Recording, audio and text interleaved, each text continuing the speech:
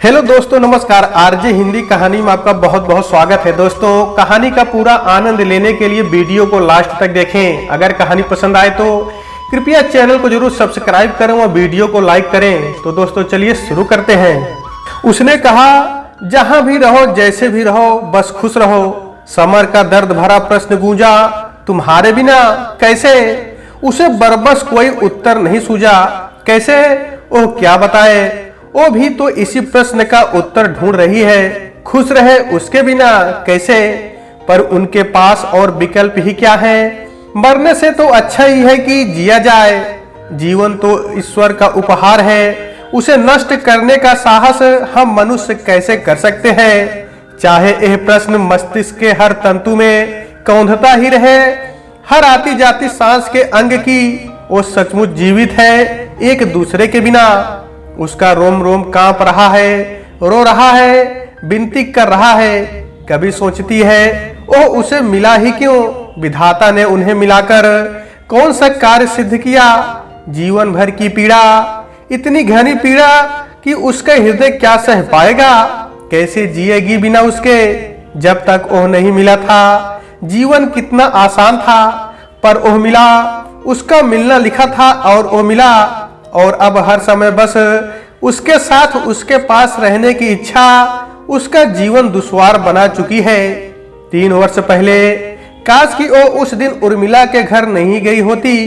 Copy तो वह दूसरे दिन क्लास में भी ले सकती थी और अपना छूटा कार्य पूरा कर सकती थी।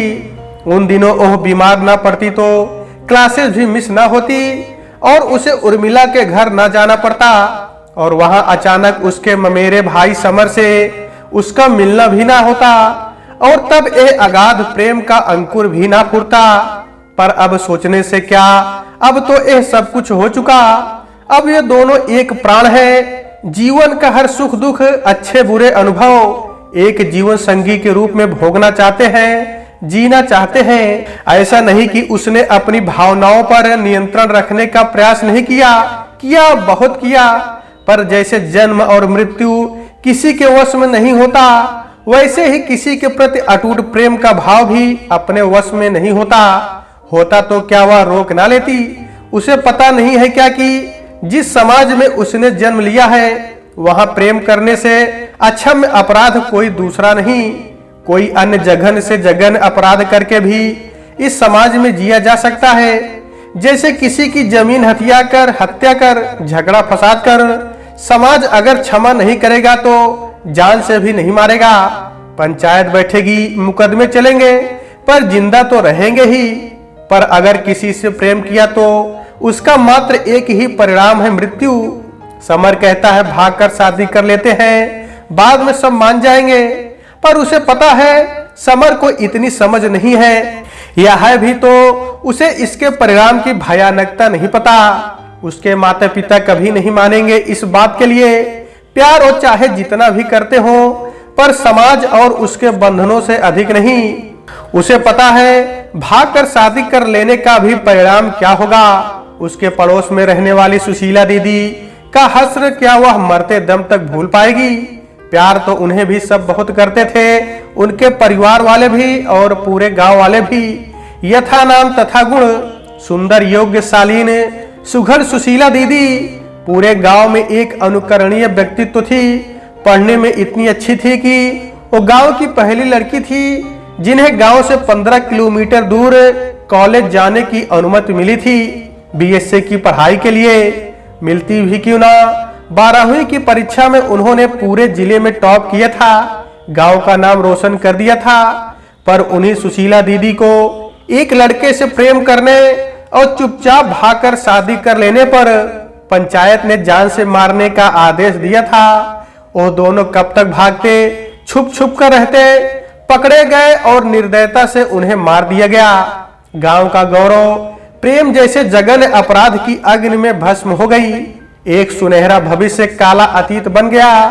प्रेम जैसे अपराध के लिए दंड का एक ज्वलंत उदाहरण बन गई। गांव के युवक युवतियों के लिए एक दुस्वप्न। नहीं, वो भागकर कहां जाएंगे? दुनिया इतनी बड़ी कहां कि 2 प्रेमियों को खो जाने दे। देर सवेर पकड़े जाएंगे, और फिर एक और सुशीला का अंत। 2 साल भी तो नहीं हुए इस भयावह घटना को घटे हुए। उसे सुशीला दीदी का अंत नहीं चाहिए। वो समर को जानबूझकर मौत के मुंह में नहीं धकेल सकती। उसे अपनी परवाह नहीं, पर जिसे वो अपने प्राणों से अधिक चाहती है उसे कैसे जानबूझकर इस आग में झोंक दे। उसे अपना हृदय कठोर करना ही होगा। प्रेम करना उसके वश में नहीं था, पर यह तो उसके वश में है। जब वो ही नहीं मानेगी तो समर को उसकी बात माननी ही पड़ेगी। उसे पता है सुशीला दीदी का उदाहरण उसे उसके निर्णय से नहीं डिगा पाएगा। जब प्रेम प्रबल होता है तो किसी भी प्रकार के भय के लिए कहां स्थान होता है। अतः उसने अपने आंसू पीकर यथासंभव अपनी आवाज को संयत रखकर उत्तर दिया, वैसे ही जैसे मुझे रहना है, वैसे ही जैसे संसार के सभी मानव पशु और पक्षी रहते हैं, जिनकी इच्छा के विरुद्ध ईश्वर उनके प्रिय उनके प्राणों का आधार छीन लेते हैं। जीते तो वे हैं ही, अपने प्रियजनों के वियोग में मर तो नहीं जाते। उसी तरह हमें भी रहना ही होगा। इस संसार में एक दूसरे के बिना भी जीना ही होगा।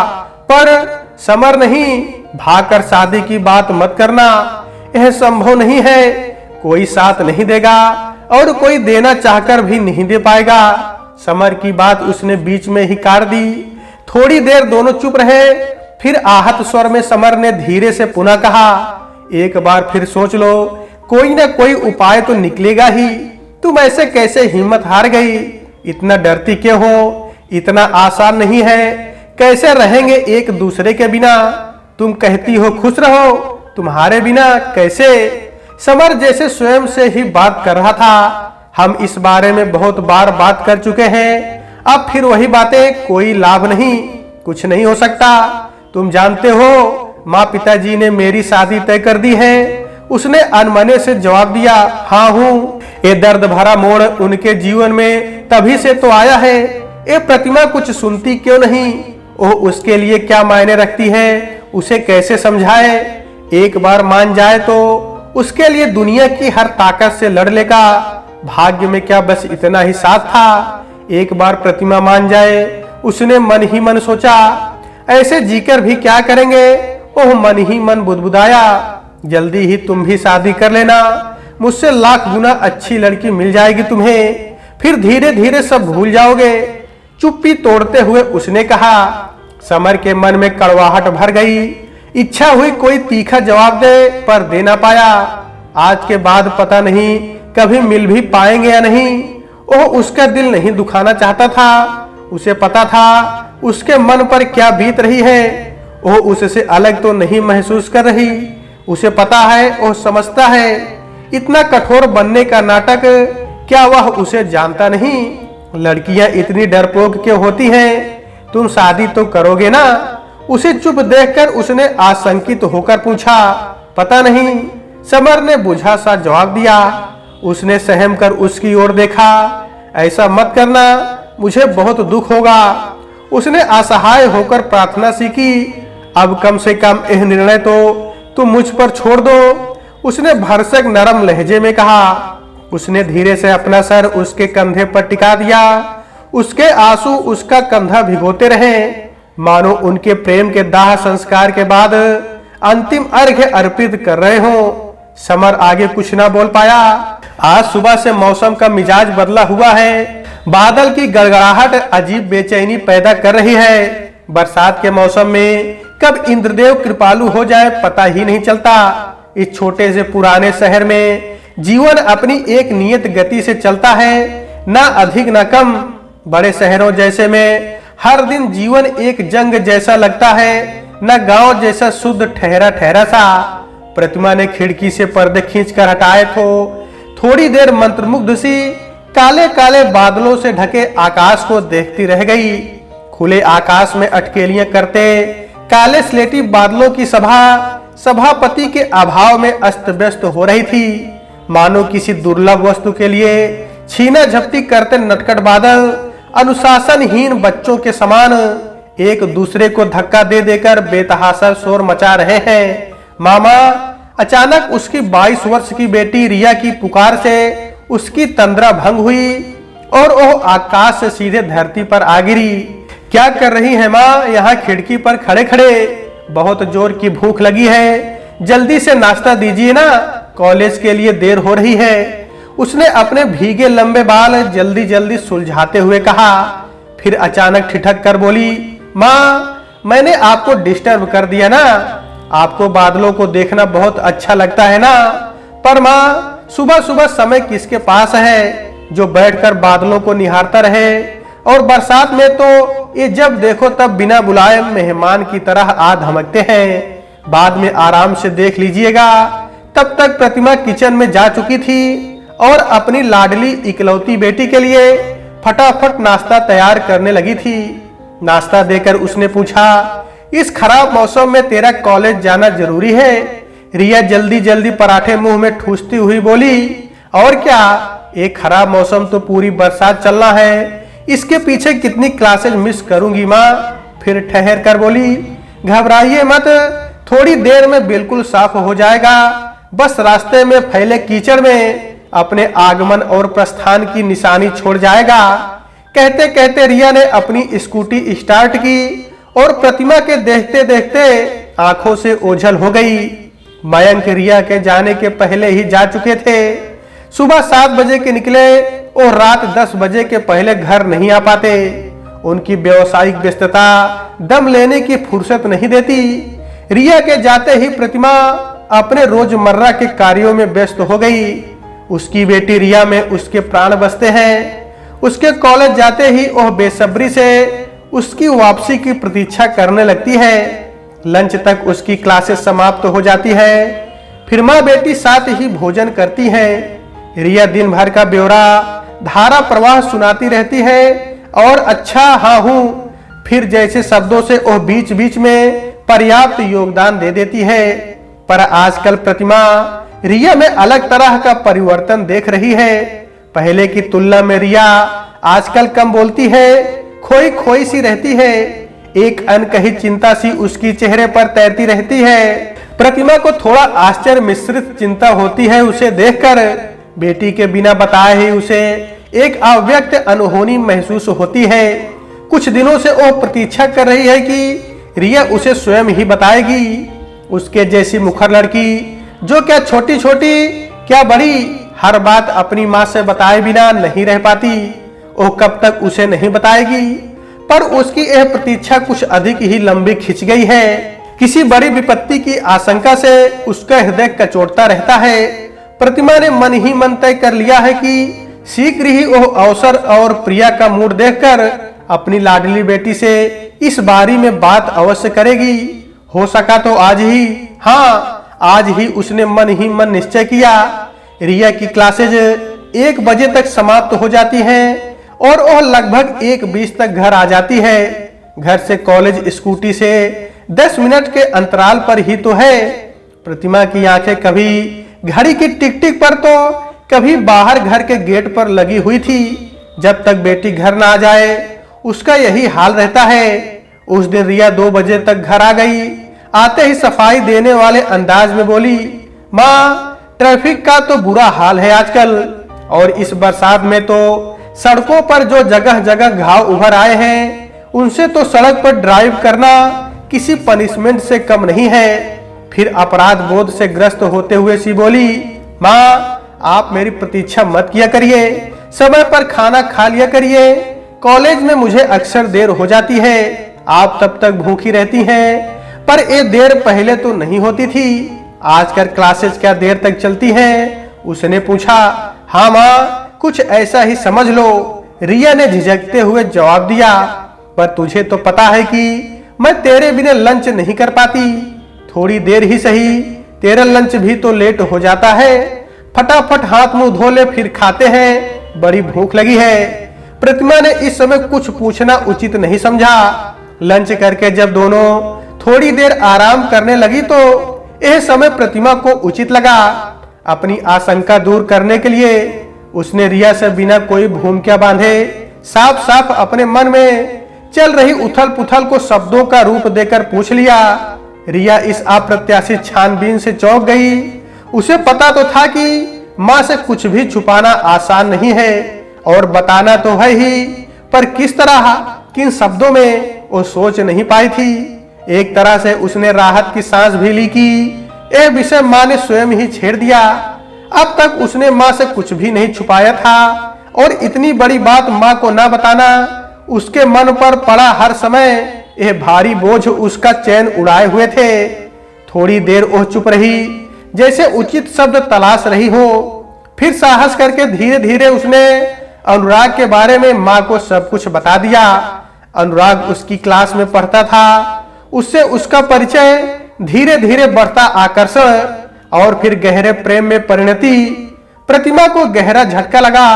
उसने स्वप्न में भी नहीं सोचा था कि उसकी अत्यंत मेधावी, सरल और सज्जन बेटी इन चक्करों में पड़ सकती है। पर साथ ही साथ उसके हृदय में ये तथ्य भी गूंजा कि उसकी रिया अब बच्ची नहीं है, 22 वर्ष की एमएससी अंतिम वर्ष की छात्रा है। उसने इस ओर ध्यान नहीं दिया तो यह उसकी भूल है। वह उसे अभी गोद में खेलती नन्ही रिया ही समझ रही थी, जबकि उसकी गोद के आगे की संभावनाओं को उसने कब का नाप लिया है और समय के साथ अपनी भावनात्मक आवश्यकताओं का आसमान भी पहचान और छू लिया है। वह इतनी अज्ञानी मूढ़ कैसी बनी रही। मन ही मन उसने आहत मन से स्वयं को लताड़ा। क्या मेधावी, सरल और सज्जन बच्चों को प्रेम जैसे व्यापक और सर्वाधिक कोमल भाव को आत्मसात करने का, स्पर्श करने का अधिकार नहीं है?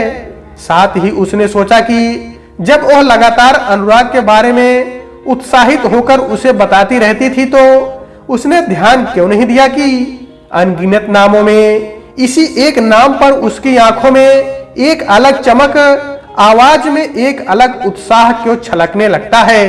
पर अब तो सच सामने था। बेटी प्रेम की अछूत दुनिया में प्रवेश कर चुकी थी। वो निषिद्ध फल खा चुकी थी, जिसका अंत उसका हृदय कांप उठा। इन 24 वर्षों में ना तो समाज बदला था, ना उसकी मान्यताएं और ना सोच। इन 24 वर्षों में वो अब तक अनगिनत सुशीलाओं का हश्र देख और सुन चुकी थी। क्रूर से क्रूरतम अंत, कैसी उन्नति और प्रगति। ब्लैक एंड व्हाइट टीवी से कलर्ड डिजिटल टीवी और लैंडलाइन से सेलफोन और इंटरनेट के साम्राज्य में दुनिया के प्रवेश करने के बावजूद भी तो कुछ बातें बिल्कुल भी नहीं बदली।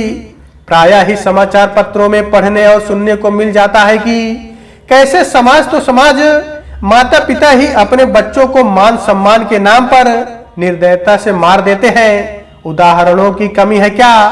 क्या उसकी बच्ची भी या फिर वो भी उसी की तरह अपनी भावनाओं और चाहतों का गला अपने ही हाथों घोटकर उसके बिना जीने के लिए बाध्य हो जाएगी?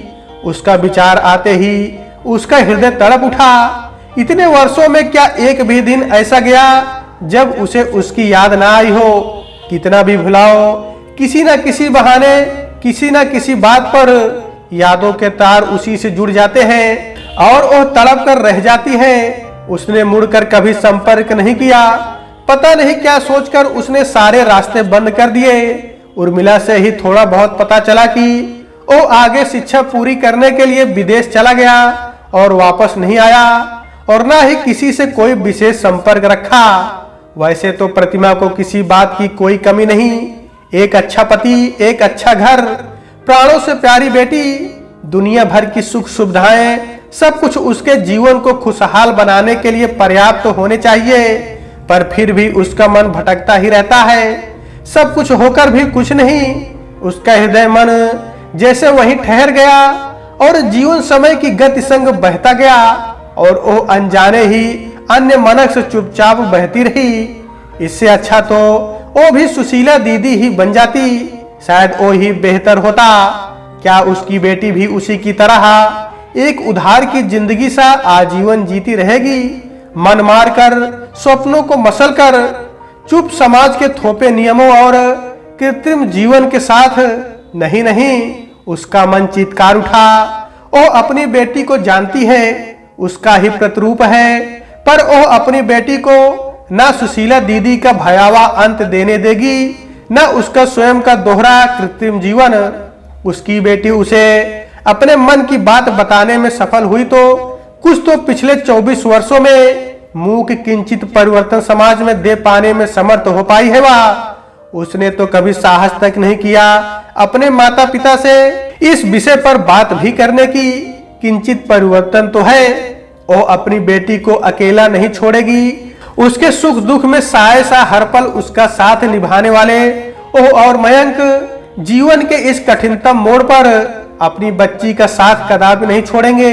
उसे पता है मयंक एक पारिवारिक और आश्चर्यजनक रूप से खुले विचारों के व्यक्ति हैं, जो यदि समाज को महत्व देते हैं तो व्यक्तिगत स्वतंत्रता को रत्ती भर भी कमतर नहीं आते। वह दोनों मिलकर परिवार, जाति, गोत्र, समाज सबका अपनी बच्ची के लिए, उसके सपनों को यथार्थ बनाने के लिए सामना कर लेंगे। सबका दंश सह लेंगे, गलत या सही जिसे जो भी लगे, पर अपनी बेटी को अपने निर्णय स्वयं करने और जिंदगी अपनी शर्तों पर जीने योग्य बनाने के लिए पूरा अवसर देंगे। मात्र भौतिक और बाह्य प्रगति और उन्नति कोई मायने नहीं रखती जब तक विचारों और व्यवहार में प्रगति नहीं झलकती। एक दृढ़ निश्चय से उसका मुख दीप्त हो उठा।